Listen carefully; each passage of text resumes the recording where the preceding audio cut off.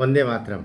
नमस्कार, जय श्री राम। आज का वीडियो थोड़ा सा एक दो मिनट ज़्यादा हो सकता है। सामान्यतया 5-6 मिनट का होता है, आज 7-8 मिनट हो सकता है। मनर की गपशप में मैं डॉक्टर शंभू सिंह मुंडहर आपका अभिवादन करता हूँ। और आज जो बात रख रहा हूँ वो ये रख रहा हूँ कि राहुल गांधी जो लगभग 20-21 वर्षों से सक्रिय राजनीति में, 2004 में वे पहली बार राजनीति में सांसद बन करके आए और बड़ी ही उम्मीदों के साथ में भारत ने एक युवा, एक एक सार्थक राजनीतिक हवा के रूप में उनको लिया। और बल्कि 2004 में जो कांग्रेस की सीटें बढ़ी और उसके बाद 2004 से 2010 तक जो कांग्रेस थोड़ी थोड़ी चली, शुरुआत का 2004 से हम आगे बात करें तो उसके पीछे राहुल का राजनीति में आना भी एक कारण था। जो सत्य है उसकी विवेचना की जानी चाहिए। लेकिन धीरे धीरे राहुल अब पर्दे से बाहर आने लगे, अर्थात राहुल के भीतर जो था वो बाहर आना शुरू हुआ।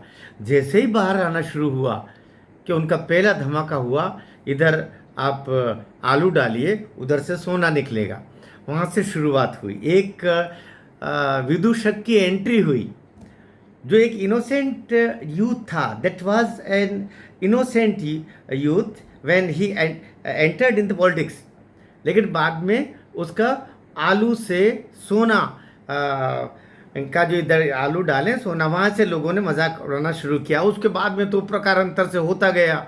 फिर वो संसद में ज्योतिरादित्य सिंधिया जी को आंख मारना, उसके उसके बाद में और श्रद्धेय नरेंद्र मोदी जी को जाकर के और संसद में ही उनको बाहों में बीच लेना, गले पड़ जाना उनके। फिर जलेबी की फैक्ट्री और एक के बाद एक फिर होते गए भाई।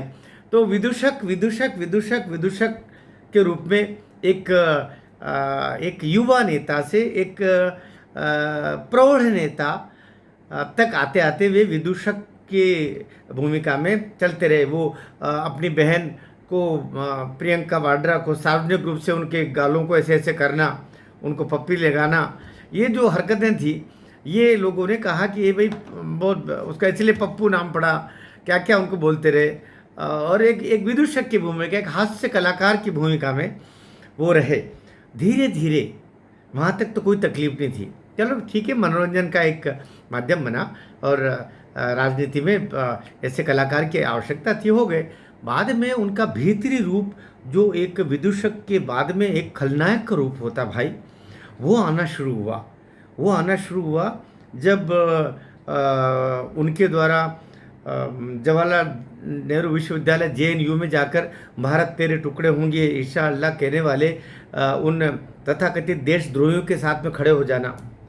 फिर उसके बाद में चाइना का निरंतर पक्ष लेना, फिर उसके बाद में पाकिस्तान का निरंतर पक्ष लेना, फिर उसके बाद में सनातन धर्म को तोड़ने वाले लोगों के साथ खड़ा होना, जो सनातन धर्म को डेंगू और मलेरिया और न जाने कौन कौन सी बुरी बुरी बीमारियां उससे तुलना कर रहे थे, उनके साथ में उनका समझौता करना। फिर इतना ही नहीं बल्कि हिंदू समाज को तोड़ने के लिए वे हिंदुओं को कैसे विभाजित करें इसकी योजना लेके आना।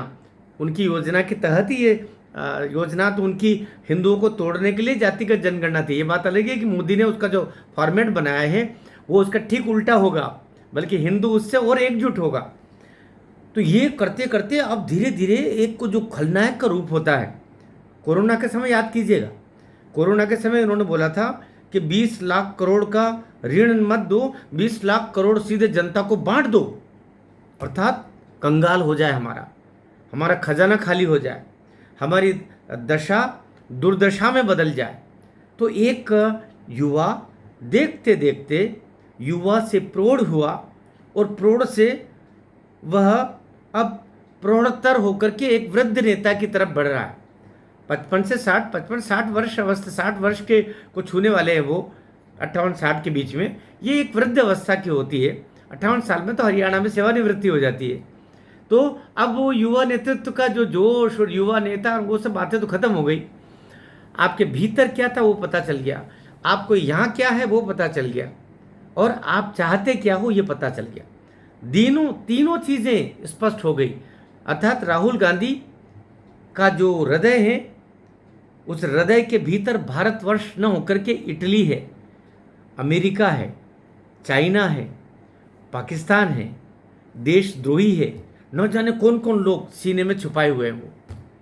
फिर आप आपके आपके आपके जो दिमाग में जो चल रहा है, वो दिमाग में क्या चल रहा है? दिमाग में चल रहा है जो राष्ट्रद्रोही वहाँ पर सोरोस काका चाचा जो भी हैं, वो जो बोलते हैं उसके तहत आप अमेरिका जाकर के बोलते हो कि सिखों को भारत में पगड़ी बांधने का अधिकार नहीं। अभी अभी वो गए, उन्होंने कह दिया कि मुस्लिमों को वहाँ पर जीने का अधिकार नहीं भारत में। आप क्या कर रहे हो? तो कुल मिलाकर के देश के खिलाफ, और अभी वहाँ से ब्रिटेन गए थे कुछ समय पहले, उन्होंने कह दिया कि भारत में तो लोकतंत्र खत्म हो रहा है। इतना ही नहीं, भारत में भी उन्होंने अभी ये बोल दिया कि हम तो इंडियन स्टेट के खिलाफ लड़ रहे हैं। जिस जो नक्सलियों की भाषा होती है वो भाषा राहुल गांधी की हो गई।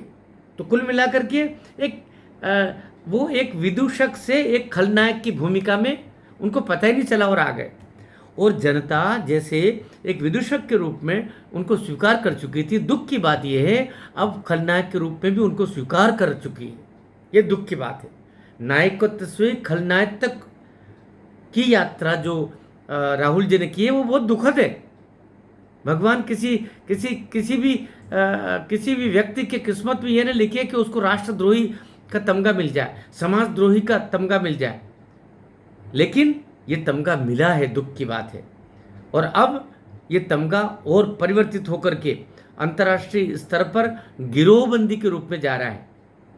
यही कारण है, यही एकमात्र कारण है कि कहीं शशि थरूर बाहर निकल रहे हैं, कहीं आनंद शर्मा बाहर निकल रहे हैं, कहीं जो आज़ाद जी हैं वो बाहर जा रहे हैं, और लोग जा रहे हैं। मुस्लिम नेता भी कांग्रेस से दुखी होकर जा रहे हैं। ये इस बंदे के दिमाग में, क्योंकि आप मुस्लिम होकर होना दिक्कत नहीं है, रत्ती भर दिक्कत नहीं। अरे एपीजे अब्दुल कलाम भी तो मुस्लिम थे भाई।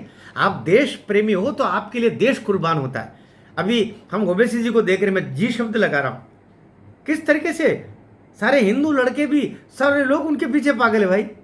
आप जब देश को चाहते हो तो पूरा देश आपको चाहता है, लेकिन आप जब देश के खिलाफ जाते हो तो आप पूरा देश आपके खिलाफ हो जाता है। राहुल जी इस बात को समझे ही नहीं। वो समझते रहे कि अभी भी वो जो उस ज़माने में नेहरू चचा और इंदिरा दादी के ज़माने में जैसे लोगों को पता ही नहीं था और लोगों की हिम्मत ही नहीं थी कुछ बोलने की, है ना। चितरे लिबास बाकी है और कितना विकास बाकी है, हमें स्वामी का बोध कैसे हो, हमारे देहों में दास बाकी है। तो पहले नेहरू गांधी परिवार उनके दासत्व का भाव था लोगों में, क्षमा करना। लेकिन अब तो समझ गए कि ये लुटेरी खानदान है, इसलिए अब लोग डरते नहीं भाई। और कब बड़ी दुख की बात है, अभी जो वो उनका खलनायकत्व तो आ रहा है, ईश्वर न करे इसके बाद में और कोई रूप भी इस राष्ट्र को उनका देखना पड़े। अभी भी ये सब धारणाएं वो जो लोग बोलते हैं, ये सारे मित्रों का कहा हुआ है जो मैंने आपको बताया है।